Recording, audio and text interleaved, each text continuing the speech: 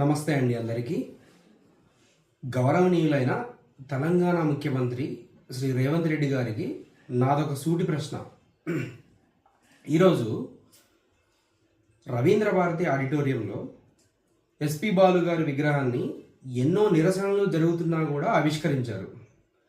ఎందుకు మీకు ఆవిష్కరించాల్సిన అవసరం ఏమొచ్చింది? మీకు ఏ లావాదేవీలు, ఏ స్వార్థం లేదు అనుకుంటే తెలంగాణకు సంబంధించిన, తెలంగాణ కోసం వీరోచితంగా పోరాడిన వాళ్ళ విగ్రహాలు మీరు ముందు పెట్టారా? ఇప్పుడు మన ఇంట్లో మన తల్లిదండ్రులకు సంబంధించిన ఫోటోలు, మన అన్న చెల్లెలు, అన్న తమ్ముళ్ళు, అక్క చెల్లెలకు సంబంధించిన ఫోటోలు, వీడియోలు పెట్టుకుంటాం. తర్వాతనే పక్కింటోళ్ళ గురించి ఆలోచిస్తాం. అట్లనే మన తెలంగాణలో తెలంగాణ కోసం రక్తం చిందించి తెలంగాణ కోసం ప్రాణాలు అర్పించిన తొలిదశ ఉద్యమంలో 369 మంది ప్రాణాలను అర్పిస్తే, మలిదశ ఉద్యమంలో దాదాపు 1200 మంది ప్రాణాలు అర్పించారు. అంటే వాళ్ళ ఆత్మలు ఘోషించవా? మీరు ఎందుకు హుటాహుటిన ఎస్పి బాలు గారి విగ్రహాన్ని రవీంద్ర భారతి ఆడిటోరియంలో ఆవిష్కరింపజేశారు? మనం మీడియా కథనాల ప్రకారం చూస్తేనే అక్కడ బాలుగారి విగ్రహాన్ని స్థాపించడానికి ప్రభుత్వమే పర్మిషన్ ఇచ్చినట్టుగా తెలుస్తుంది. అంటే బాలుగారి కుటుంబ సభ్యులు ఎవరో వచ్చి ఇక్కడ మేము బాలుగారి విగ్రహం పెట్టాలి అనుకుంటున్నప్పుడు అలా సునాయాసంగా పర్మిషన్ ఇచ్చిన ప్రభుత్వాన్ని నేను ఒకటే ప్రశ్న అడుగుతున్నా. మరి అప్పుడు చనిపోయిన 369 మంది వాళ్ళ కుటుంబ సభ్యులు, ఇప్పుడు మలిదశ ఉద్యమంలో జరిపోయిన 1200 మంది వాళ్ళ కుటుంబ సభ్యులు, వాళ్ళందరూ వచ్చి ఇప్పుడు మా విగ్రహాలు పెట్టండి, మేము, మా పిల్లలు, మా అన్నలు, మా అక్కలు, మా పూర్వీకులు తెలంగాణని సాధించడమే ధ్యేయంగా పనిచేసి ఆఖరికి తెలంగాణ కోసమే ప్రాణాలు అర్పించారు, మరి మా విగ్రహాలు పెట్టండి అని అడుగుతున్నారు. వాళ్ళ తరఫున జనగలం పార్టీ ప్రెసిడెంట్గా నేను డిమాండ్ చేస్తున్నాను. మీరు ఇప్పుడు అన్ని విగ్రహాలు పెట్టగలుగుతారా? మీరు ఏ యుగంలో ఉన్నారండి? ఎందుకోసం బాలుగారి విగ్రహాన్ని తెలంగాణ ప్రజల అభీష్టానికి వ్యతిరేకంగా అక్కడ నెలకొల్పారు? ఇది తెలంగాణ ప్రజలని, యావత్ తెలంగాణ జాతిని అవమానించినట్లుగానే భావిస్తున్నాము. ఇప్పుడు మా ఫ్యూచర్ కార్యాచరణ ఉండబోతుంది. ఎలా అంటే, ఫస్ట్ తెలంగాణకి సంబంధించిన విగ్రహాలు మాత్రమే ఉండేలా రాష్ట్రం మొత్తం, తెలంగాణకి సంబంధం లేని వాళ్ళ విగ్రహాలు తొలగించేలా మేము పోరాటాలు చేస్తాము. ఆ పోరాటం మొదటగా బాలుగారి విగ్రహాన్ని అక్కడి నుంచి తీయాలి అని చెప్పి మేము డిమాండ్ చేస్తూ ఉన్నాము. మాకు బాలుగారు అంటే ప్రేమ ఉంది, అభిమానం ఉంది. కానీ ఆయన కంటే ముఖ్యంగా మాకు గద్దరన్న విగ్రహం కావాలి. ఆయన కంటే ముఖ్యంగా మాకు ప్రొఫెసర్ జయశంకర్ సార్ విగ్రహం కావాలి. ఆయన కంటే ముఖ్యంగా మాకు అందశ్రీ గారి విగ్రహం కావాలి. మీరు ముఖ్యమంత్రి గారు అందశ్రీ గారు పరమపదించినప్పుడు ఆయన పాడమోసి ఆయనకు ఎన్నో సపర్యలు చేశారు. అదంతా నిజమే అని మీరు నమ్మాలా?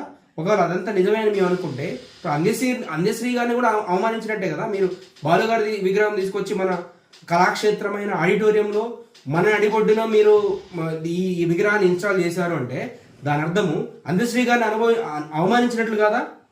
దీన్ని మేము క్వశ్చన్ చేస్తున్నాము. ఈ ప్రభుత్వాన్ని నిలదీస్తున్నాము.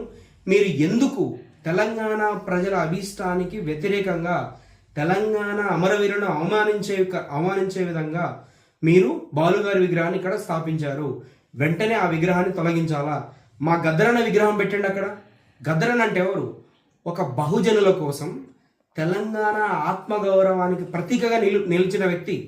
ఆ గద్దరన్న ఆహారం కూడా చూడండి, కాలి గజ్జలు, గోసి గొంగడి, ఎంత అద్భుతంగా ఉంటుంది గద్దరన్న రూపం. గద్దరన్న విగ్రహం పెట్టండి, అక్కడ ప్రతిరోజు మేము దర్శించుకొని పూజించుకుంటాం. మీరు ఎవరో విగ్రహాన్ని, తెలంగాణ రాష్ట్రం పేరునే పలకడానికి ఇష్టపడని వ్యక్తి విగ్రహాన్ని తీసుకొచ్చి మీరు ఎందుకు పెడతారు మా ఆడిటోరియంలో? ఇది తప్పు కాదా? ఇది తెలంగాణ మేధావి వర్గం ఖండించాల్సిన అవసరం లేదా?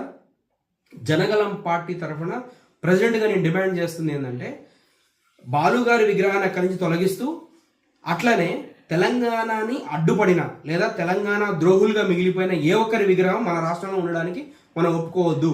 ఒప్పుకుంటే మళ్ళీ మనం బానిస మనస్తత్వాన్ని పెంపొందించుకున్న వాళ్ళం అవుతాము. ఇది ప్రతి ఒక్కరూ క్వశ్చన్ చేయాలి. ఎవరో ఏ మూలనో ఎవరో ఒకరు అంటారు అది అంతటితో సమసిపోద్ది అనుకుంటే మళ్ళా భావితరాలని తీసుకెళ్లి అంధకారంలో పడేసినట్టే.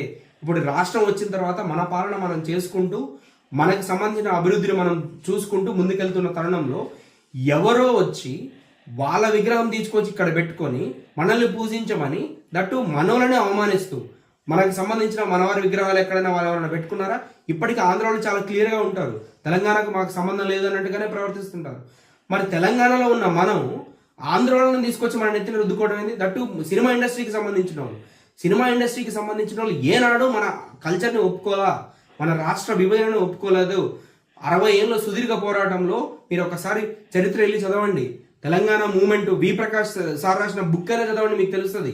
ఏ రోజు తెలంగాణకు సంబంధించి తెలంగాణ కల్చర్ని, తెలంగాణ సినిమాకి సంబంధించిన ఆర్టిస్టులను ఎవరిని ఎంకరేజ్ చేయాలి మీరు చూపించండి. ఇప్పుడు 90-95% ఆంధ్ర నుంచి వచ్చి సెటిల్ అయిన వాళ్ళే, లేకపోతే ఆంధ్రాకి సంబంధించిన హీరోయిన్లే ఉంటారు తప్ప మనోళ్ళు కమెడియన్లు విలన్లకు కూడా పెట్టుకోరు దాదాపుగా.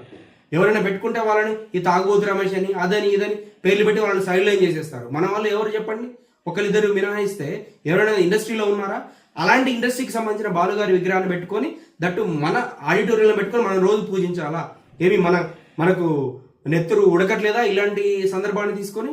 కాబట్టి నేను డిమాండ్ చేస్తుంది ఏంటంటే, ఇప్పటికైనా మేల్కొని తెలంగాణ మేధావులారా అందరూ కలిసి వచ్చి బాలుగారి విగ్రహాన్ని అక్కడి నుంచి తీపించేసి మన గద్దరన్న విగ్రహాన్ని అక్కడ పెట్టాలి.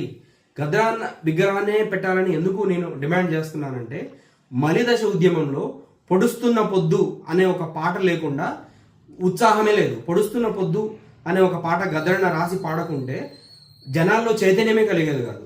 సో అంత మంచి చైతన్యాన్ని తీసుకొచ్చిన గద్దరన్న విగ్రహం అక్కడ పెడితే గద్దరన్నతో పాటు యావత్ తెలంగాణ ప్రజానికానికి సగౌరవంగా ఉంటుందని తెలియజేసుకుంటూ, ఇప్పటికైనా ప్రభుత్వం పంతం మాని ప్రజల శ్రేయస్సు కోసం ప్రజల ఆలోచనల మేరకు పనిచేయాల్సిందిగా కోరుకుంటూ సెలవు. నమస్తే అందరికీ. జై తెలంగాణ, జై జనగలం పార్టీ, భారత్ మాతాకి జై. Thank you.